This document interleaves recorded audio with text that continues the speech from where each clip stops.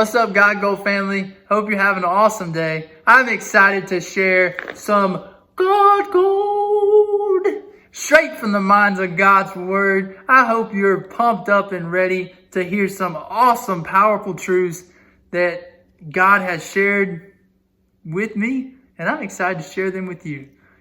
And I read these verses this morning, Matthew 10, 16 through 20, and a lot stuck out to me. I've never really studied these verses before, because it's a situation where I've always thought, I don't go through a lot of persecution because I live in the South, the Bible Belt, where there's a church on every corner. Like, I could throw a rock and hit a church wherever I am. That's like, there's a lot of Christianity around me, so there's not a lot of persecution that I face on a daily basis. So I've never really studied this a lot before, or thought it really applied to my life. But it's funny, when you think a piece of scripture, it doesn't apply to your life, that's when it starts applying to your life.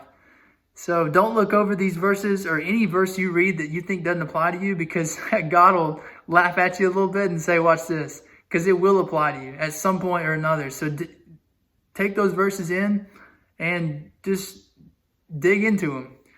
That's what I did this morning. I haven't faced persecution per se, like directly, but I've faced a lot of situations lately where I can tell where a lot of these truths right here, like, I can feel a lot of what's going on, because as believers, we're not just persecuted straight to our face. We're persecuted by the way people act around us.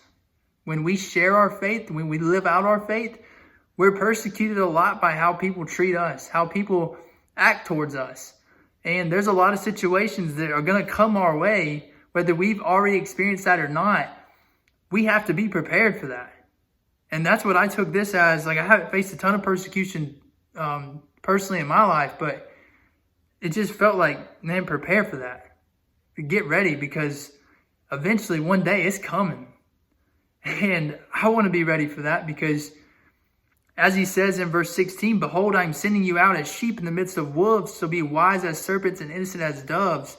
Beware of men, for they will deliver you over to courts and flog you in their synagogues, and you will be dragged before governors and kings for my sake, to bear witness before them and the Gentiles. And what Christ is making an example of here is sheep and wolves. So he's saying, as the context here is, he's sending the disciples out to do ministry. Just like when we walk out of our house every single day, we're going to do ministry. Christ is sending us out to the people, to the world around us, to do ministry, whether that's our job, whether that's a grocery store, a gas station, wherever it is. Christ is sending us out to do ministry. So in the same way, we're going out to do ministry. Not the exact same way, but you know what I mean. Same purpose, same way to go, but we're going out to do ministry. And he says, when I send you out, you're going to be like sheep in the midst of wolves. Sheep are pretty innocent animals. Like, they just eat their grass, they mind their own business. And I started thinking, like, what's he trying to say here? Why does he say sheep and wolves? Like, what analogies is he trying to make? What points is he trying to make? And I started writing, just some brainstorming, some thoughts, like, what are the differences between sheep and wolves? Like, what sets them apart? And I noticed that wolves are the hunter. Wolves go after the sheep to attack and hurt the sheep. They want to attack and hurt the sheep. They go after the sheep. And the sheep, on the other hand, are the hunted. They don't come after the wolves. They're living, they're doing their own thing. They're fulfilling the purpose that God has set in their lives. They're not bothering anyone. It's completely different when you look at the wolf and the sheep. They're completely different in nature and in purpose, because their nature is completely different. Also, their purpose is completely different, because the wolf, his main objective is to get fed. And the way he sees to do that is to attack and hunt down the sheep, to hurt them and kill them. And there's a lot of wolves around us, whether we see that or not. And I'm not saying it's people, but there's a lot of ways the devil can act through people in our lives, where he can plant lies in different people's lives around us, and he's always working and scheming against us. So I'm not saying this is always people necessarily, but it's the devil working through them. And that's the truth of the matter, that it's things that we can't see, But there's a lot of situations that we face where we are hunted down, that we are attacked because of our faith, because of how we handle things, in a situation where we should be upset, where we should get mad, and we don't do that. When someone else is trying to get a reaction out of us, when they're upset and they're mad, so they act like a wolf and they keep attacking us because we're not acting in the way that they want us to. You kind of know what I'm talking about here? I don't know if you've ever faced a situation like that before, even stuff like that. It can be hard, as Christ says, to be wise as serpents and innocent as doves. He uses the serpent here to be creative, to be crafty, just like the devil was in the garden with Adam and Eve, to be sneaky and innocent as doves. And doves are a sign of peace. It's completely different from a lot of the ways that we would see a wolf acting, because they're just coming straight for the neck. Like they're trying to kill us on the spot.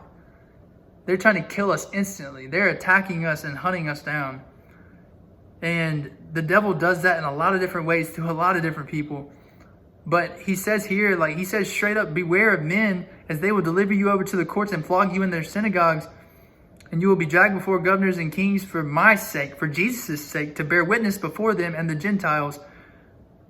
When they deliver you over, when this kind of things happen in your life, whatever way that looks like, even if it's like very subtle and you don't realize the attack that's going on, like the way you're being persecuted because you don't believe what other people believe, you don't say the nasty, lustful, funny jokes that everyone's laughing at, but you know they're not right, so you don't laugh, and you get persecuted for that. You don't fit in with the world around you, with the wolves around you. And you're a sheep just minding your own business, doing what God's called you to do. When you go through that, Jesus says, when they deliver you over, do not be anxious how you are to speak or what you are to say. For what you are to say will be given to you in that hour.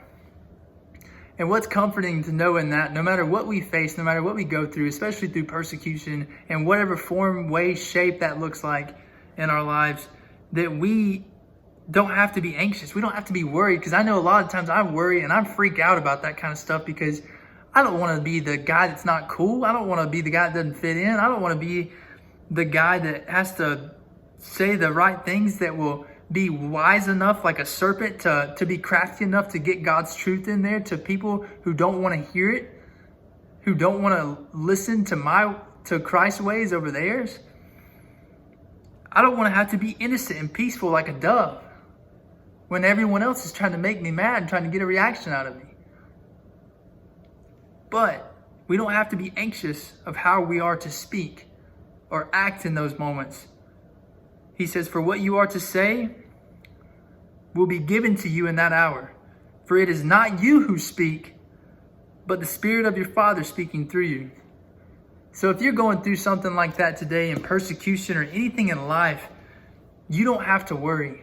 You don't have to be anxious. You don't have to fear, because God says when you're in those moments, you can lean on and trust in the fact that He will speak His truth through the Spirit that the Father, that He has set inside of you. And that's such a powerful truth and so comforting to know that, yeah, we are sheep. Yeah, we're getting hunted and attacked all the time from all kind of different angles and all kind of different ways, because that enemy is something else, man. He comes after us. But we don't have to be anxious in how our response is. We don't have to be anxious in how we handle those attacks. And although that can be so hard in our lives to do, we don't have to be anxious in that, because we can trust that God's going to give us the words. He will speak His truth through us, through the Spirit that's been set inside of us, to bring His goodness in that situation, to bring His peace, to bring His love over all, that conquers all, even in those situations that get kind of hairy and don't look fun and are tough to handle. So just trust in that today. Whatever situation you're facing, whatever wolves you got around you in your life, just know that if you feel like you don't have the strength to be a sheep, to be wise as a serpent or as peaceful as a dove, it's okay. When you're faced with those situations, you don't know what to say or do, and you don't think you can have the strength to act that way, trust in the Lord, because He will speak and He will act and the ways that the Spirit brings out of you, the Spirit that He set inside of you. And you can trust in that and know that today. So I just want to encourage you with that truth.